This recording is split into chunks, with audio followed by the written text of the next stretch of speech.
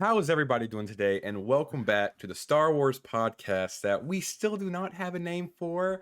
I'm really shocked about that, but hopefully, Mm. after The Mandalorian is over, the season's over, we'll have a name for it eventually. But anyway, welcome back. My name's Cal, his name's Will, and today we're going to be discussing episode 6 of The Mandalorian, Guns for Hire. Will, what are your thoughts? Um, oh no, dude, great title, great runtime in the 40 minutes range. Um, but that's about it. I did not enjoy the. We'll should we start with what we liked or disliked? Um, Because for the let's get into the dislikes because that's why all right, people will that's listen. So then oh yeah they yeah can yeah. flame us in the comments for it. Of course, that's the majority of it. Is I did not like this episode as a whole. It's my least favorite of any live action Star Wars episode they done. Like it's worse than any Kenobi episode, Mando episode, Boba episode. Like it's at the very bottom. I did not like the the battle droid the way it ran. Oh yeah. Super, why is that a thing? uh, Um, it was just in my opinion, it was bad choice after bad choice after bad choice, just compounding. You open up with like a little weird love story between a Mon Cala and the Corn, which we all know their rivalry yeah. um, from the Clone Wars, Oh, from the episode I but don't like. Water Wars, Uh, yes. But that was a weird choice, in my opinion, a bad choice. That wasn't needed. Like, why was that? The dialogue wasn't that great. The acting wasn't great. well, to me And it doesn't look great just because of like they can't get the mouth right with the voice. yeah, the kind of animatronics were Yeah. puppeteering, but even like the dialogue and the tone inflection and the voice acting was not good. It sounded like something just ingenuine and fake, and I didn't buy it. It was a weird choice. Super cool aspect was the Mandalorians taking over the ship, Yeah, that the was Moff cool. Gideon's creature. Super cool, super sick. So that's something I did enjoy. But then when they go to that new planet, I already forgot the name, of course. Um, Another bad choice in terms of I don't mind the little side mission, like, oh, we're gonna go see Axe Wolves. Let's now go to the city. I don't mind that. It's whatever. But then you get greeted by Jack Black and Lizzo. Like really? You know what? I wasn't that upset with it. You weren't? Mm. Explain. I think it sort of fit in with what they were doing. I don't know. Okay. I don't know. It's just something to throw them in there. I like Jack Black. I wish he sort of had like some song and dance routine just because that's what Jack Black does. But I didn't really mind having Lizzo in there. I mean, it was a Okay. shock. It was something funny to laugh at, but I mean, like, it doesn't really affect the main story. It's just one of those side missions where they want to add them into the Star Wars universe. So, This is where I disagree. I think it did affect the main story. I feel like every well, as soon as Jack Black and Lizzo appeared on screen, it threw me out of the scene immediately. oh, Because really? they're too recognizable. Part of the charms of Star Wars, especially back in the day, was all the main characters, for the most part, they're not famous actors. I know Moff Gideon is, of course, Giancarlo Esposito. Everyone knows him. Hmm. But Mark Hamill, Harrison Ford, Carrie Fisher, Hayden Christensen, Ewan McGregor at the time, they weren't big name actors, and it's part of why you're so bought in. And that went with a lot of the actors. Nowadays, obviously, it's more mainstreamy. You want talent, you want good actors, but that's just a bad choice, a bad decision. I don't know why they chose to go that route. It would have been maybe different if I like fell in love with the characters. I thought it was hilarious and charming and fun, but I didn't feel that way. I was taken out of it. Um, it was I don't mind the idea of those characters, I guess, but I thought the casting was a poor choice. Hmm. I mean, I get that, but for me, I just see like, oh, it's just this fun planet, I guess. Like they just wanted to put them in something. I feel like Yeah, this, especially Disney, Star Wars, and everything like that. But I understand the thought process and the choice behind it. I just disagree. I think what it was a I bad I choice. didn't like was Christopher Lloyd. That's the only Okay, thing. you know I what? mean, I can back that. I feel like it was a little too obvious, but just his acting seemed a little. I don't know. I'm a kind of disagree with you again. I agree about I wasn't a fan of Christopher Lloyd, but I felt like he was better than Jack Black and Lizzo. Yeah, I But can see that. did you like him least? Um, it's just Hard to say. hard to say because it was just very like this episode was just basically just like a sort of like a I don't know. Like Yeah, it was. I liked this episode and I hated it. I hated it due to this. It was sort of just like, oh, we got to go find these droids and stuff like that. Like I don't know. Yeah, yeah, it was. You can't be doing side quests This late into the season. this late, and not just the season, the series. I mean, we were talking last episode. These next three have to slap and they have to hit hard. Hmm. This is the moment to do it, and then you come out with this one. That's just an absolute miss for me. Um, I love seeing B1 battle droids and the B2s. Super cool. But why does it run like that? Why do we get kind of a fun, cool chase scene? But at the same time, I'm just sat there. I laughed when it took off running. I'm like, why? That doesn't make sense. I mean, I like dude. It's sort of like ran like a human. Yeah, Like exactly. you shouldn't have that those bends and places that shouldn't bend. Yeah, yeah, exactly. And I mean, that's probably like something I can get over pretty quickly because it is kind of funny. And on a rewatch, I'll be like, oh, okay, no big deal. Like Um, the fundamental, like the just I don't know, and like he acted like he was like he knew he was suspicious. Like like I don't know, but also, I feel like the idea of the droids turning on the people um, could have been played out a little differently, a little better. Um, I know the whole motivation behind it was, oh, well, the people are too lazy, they're too high class to do their own work, so they want droids to do it. But could you not, if you're so wealthy, just hire a bunch of new droids instead of the reprogrammed ones? hmm Um, so it's little small things like that. yeah. Um, But I have to say my favorite part though was obviously the ending. explain. Hold on. Recap the ending so I remember. Where they go finally meet Axe Wolves and then Hmm. they Yeah. fight. She wins. She gets the fleet back, and then Mando gives her back the dark saber. I mean, it's kind of a love hate relationship with that. Like you don't want to see Mando give up the dark saber, but I feel like he's doing it in more of a let's help Mandalore way. Hmm. So I did not like that at all. It was, how are you going to build up the tension between who owns the dark saber, who has the right to it? How do you earn it? You have to earn it through combat, and then you're going to earn it based on you beat this person who beat this person. Dude, that crab droid thing technically beat them. So do they have a right to the dark saber? Was the whole thing, because the Mythosaur took him out. And then you go back, Palpatine, the Clone Wars fought both of them, um, beat Savage and Maul. Did he have a right to it? You know what I mean? But maybe they didn't know that at the time. I'm just saying it's you're gonna make this rule and a cool rule and something I'm down for, but it has to be well established and followed through. Because I mean, people already are going back through the Clone Wars and Rebels and choosing every little moment some character beat the other character that had the dark saber. Do that now? If you now beat that other character, Hmm. do you have ownership? It doesn't make sense to me. I think especially you lost all the tension when you just gave it to her. Like I'm cool with her taking it over and earning it back from Mando. I'm cool with either of them having it just for a good reason.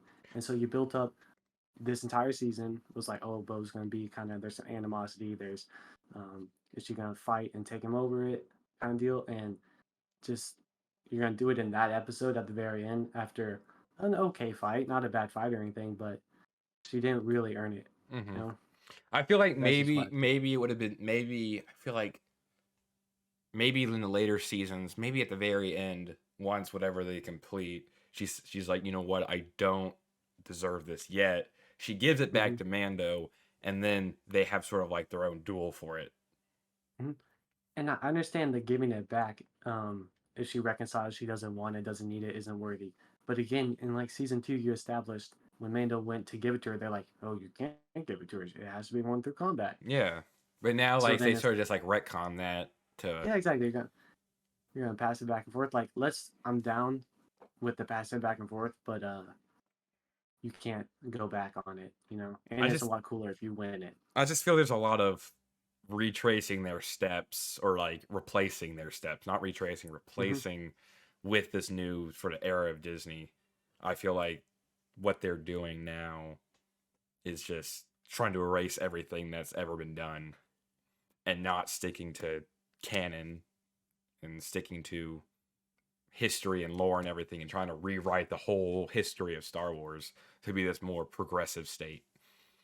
hmm And a lot of people share your opinion with that, and there's definitely evidence of that. I know but Mando was kind of a safe space for a lot of people because it was helmed by Dave Filoni and John, who brought in this new era, who were going to be more true to George Lucas's story, who were going to continue that and kind of go along the lines of what we're kind of seeing, which is Heir to the Empire, which is the Thrawn novels after Return of the Jedi.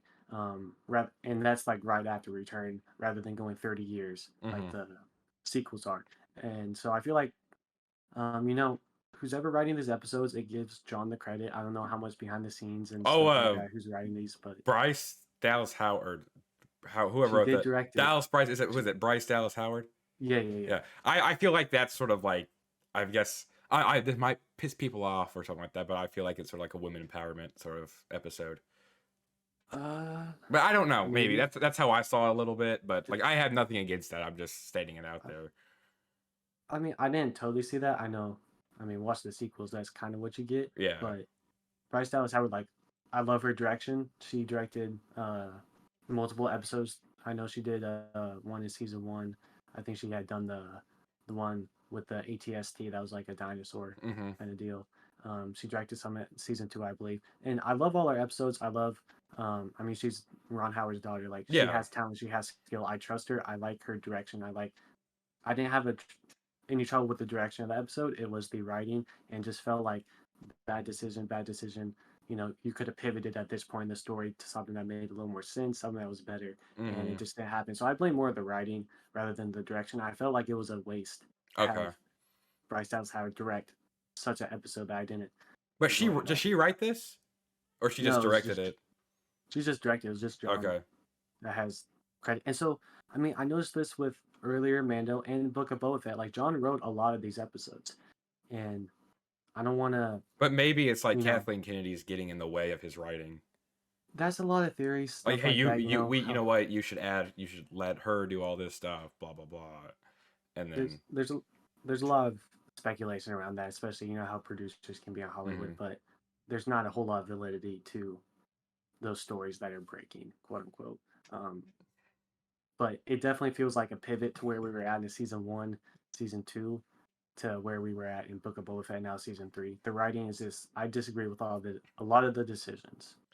Yeah, I just think of this as like the first two seasons of Mandalorian were fabulous, fantastic. And hmm then with Book of Boba Fett, you're going down like 300 knots. And then with hmm the first couple episodes of Mando, you're going up. And now with this episode, you're back down where you are with And Boba. the farthest it's ever been, in my Yeah. opinion. And the first season is a bit romanticized, especially at the time, because it was the first ever live action show. Yeah, it So was it all was the animated. first of its kind. So everyone kind of enjoyed it, even the little side missions and whatnot. Hmm. But I mean, overall, I thought the last scene though, like the style of recording didn't look like the camera shots and how it hmm looked didn't look Star Warsy. It sort of looked like CW channel Okay, style camera, I know what you're talking about with like that. the grass scene in the sky. It didn't look Yeah. like the void or whatever it's called, the hmm volume.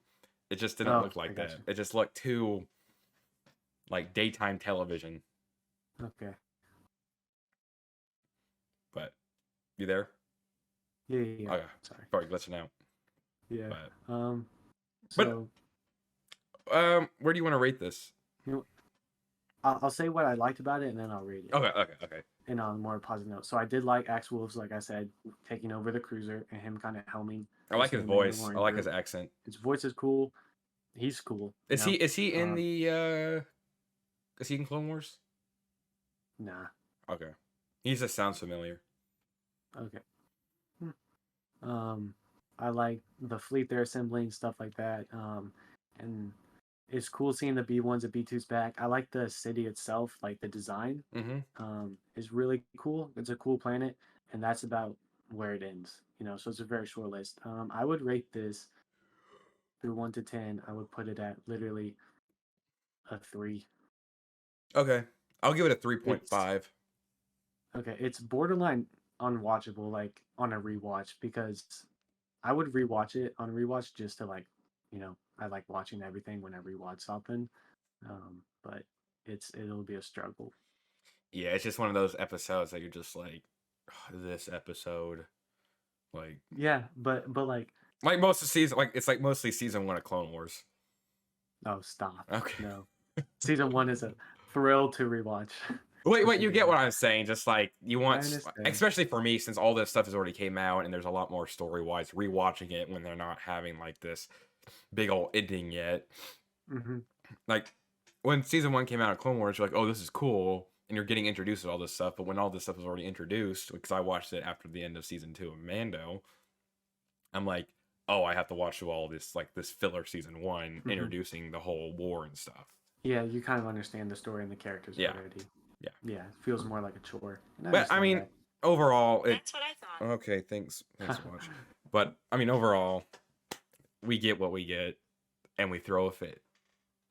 Yes, I will throw a fit. There are plenty of people out there who say, "Well, you could get nothing, so don't complain." And Yeah. I disagree. I think that's a bad take. I understand, but when you have something and you love something, you want it to be the best it can be. I don't think you're wrong for saying that. Yeah, I mean, like it was not my favorite, but I enjoyed watching Mando. So I just at least we get an episode tomorrow. Hallelujah. Looking ahead to next week. Hopefully it apparently won't next suck. Apparently next two are a banger. Okay, so we do have some comments real quick from our last episode. First time ever, so we can get to read those real quick. So first one comes from Rodolfo saying, do a review of Magic Mike. Oh, yes. Do you think we should? Which one? The second one? The sequel or the first? Oh, the new one. I don't know.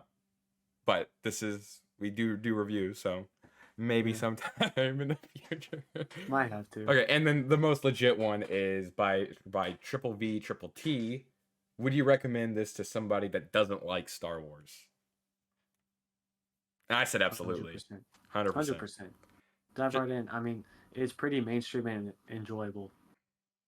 Yeah. What and Dave and John had touched on this over the weekend during an interview. You can jump right in. If you haven't seen other Star Wars, there is rewarding moments for those who have read some of the books, watched the other movies, watched the other shows, where it's kind of an acknowledgement to that, and it continues those storylines. But if you can literally jump in and jump out at any point, and just watch Mando and not touch Book of Boba Fett, not touch Obi-Wan, and still enjoy it. And then there's always more. It's a whole just never-ending universe, pretty much. Yeah. So, if you don't like Star Wars at the first, and then you get into this episode, like, man, I changed my mind. This show is awesome. You have so much more to breathe on. Yeah. And that's this. And looking forward to next week. It's co-wrote. It's Dave Filoni and John writing. Ooh, and I'm tingling already. I believe it's Rick that's directing. I might have to double check. But if Dave's co-writing this, he co-wrote the Order 66 episode. So Faith. Okay. Faith. It could slap. Maybe we'll get an Ahsoka or something teased the new show. So tease. Yeah. So you think we should wrap it up? I say we do that. All right. So that will do it for this episode of The Mandalorian. New episode comes out tomorrow.